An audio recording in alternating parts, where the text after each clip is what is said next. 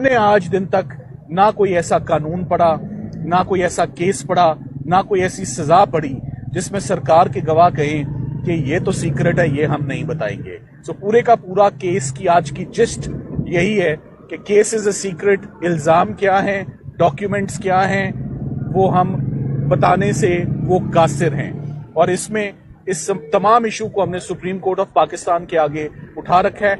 हम उम्मीद करते हैं कि इसी हफ्ते ये सारा मामला जो है वो सॉल्व हो। उमैर न्याजी साहब जो हैं वो आपके सवालों के जवाब देंगे। उमैर साहब। बिस्मिल्लाहिर्रहमानिर्रहीम। जहाँ तक आपने जी इलेक्शन की बात की, खान साहब ने वाज़े तौर पे कहा, पहले भी आपको रिटरेट किया था कि नवाज शरीफ कभी भी अपने एम्पायर्स के बगैर नहीं गेम खेलता। खान साहब ने आज दोबारा से कहा कि वो दोबारा अपने एम्पायर्स की तरफ देख रहा है और उन्हीं के बल बोते पे दोबारा आना चाहता है। जहाँ तक पार्टी की अपनी सिलेक्शन का ताल्लुक है तो उन्होंने कुछ इंस्ट्रक्शन सिंध, बलूचिस्तान और KPK के हवाले से दी हैं, वो स्पेसिफिकली पार्टी को पहले बताई जाएंगी और थ्रू कोर कमेटी आप तक इंशाल्लाह ताला वो बाहर आ जाएंगी। सेकेंडली, हमारी मौजूदगी में खान साहब को सुप्रीम कोर्ट की तरफ से नोटिस भी मिला जो बेसिकली नैब की पिटिशन अलाउ हुई थी, नैब अमेंडमेंट सेट असाइड कर दी गई थी। आपको जैसा कि पता है कि फेडरल गवर्नमेंट ने उसके against intra court appeal file की है।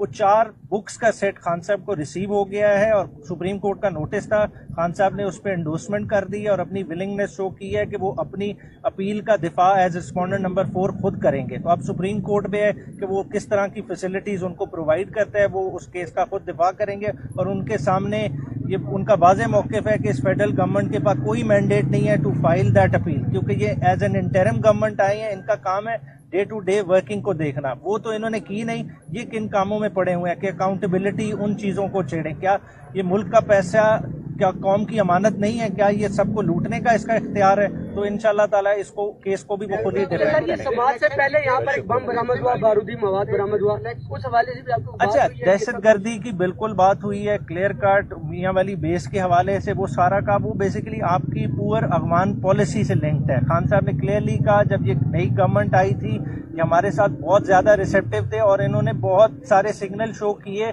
कि हम TTP को एरेडिकेट कर सकते हैं। और देखें, आप इंटरेस्ट देखें कि हमारा फॉरेन मिनिस्टर कितनी दफा गया अफगानिस्तान और बिलावल का थ्रू आउट देख लें, एक भी विजिट काबुल का नहीं है।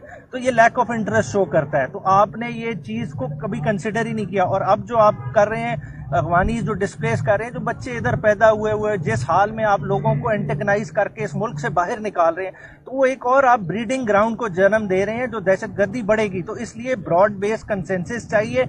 इस चीज को नहीं कैटर फॉर करेंगे तो ये कोई भी इसको कंट्रोल नहीं कर सकेगा। डेट अनाउंस होने के बाद तेजी देखी गई है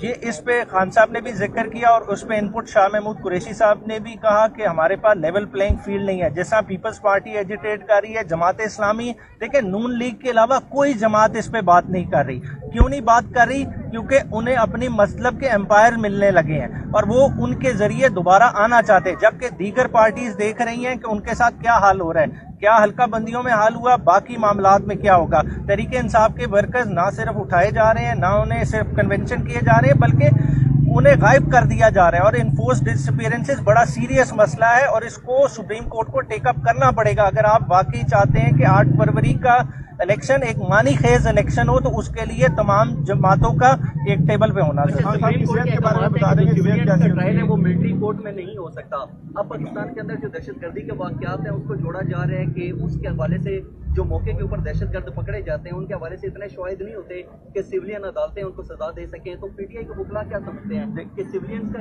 जो ट्रायल है वो मिलिट्री कोर्ट में होना चाहिए? सिविलियन का ट्रायल कभी भी मिलिट्री कोर्ट्स में नहीं होना चाहिए। दहशतगर्दों का ट्रायल के लिए दहशतगर्दी की अदालतें हैं। देखें, आपने कभी विलिंगनेस शो ही नहीं की टू प्रोसिक्यूट। देखें, आज आप खान साहब को एक बोगस केस में सजा करना चाह रहे हैं तो प्रोसिक्यूशन किस तरह से चल रही है? क्या ये दहशतगर्दी के केसेस में नहीं चल सकती? बड़े बड़े दहशतगर्दों को आप पकड़ें, आप प्रोसिक्यूट करें, आप क्यों नहीं करते? उनके सामने तो आपकी टांगे कांपती हैं, उनको तो उनके खिलाफ बतौर गवाह पेश करने में लोग घबराते हैं। आज खान साहब के खिलाफ झूठी दवाई देने के लिए बड़े बड़े अफसरान पेश होंगे। तो ये हमने डबल स्टैंडर्ड खुद बनाए हैं, ये चीज देखने वाली है। सेहत के बारे में बता दें। खान साहब की जी सेहत ठीक ठाक है। हाँ जी, आज भी ठीक, क्योंकि आज सारी प्रोसीडिंग के देखें सुबह से लेके वो काफी देर तक हमारे साथ इन्वॉल्व रहे।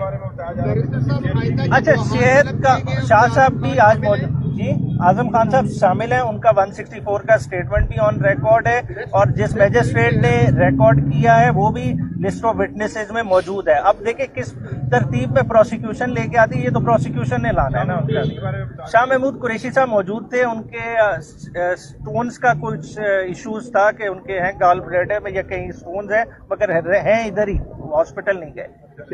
Thank you sir. जी सर जी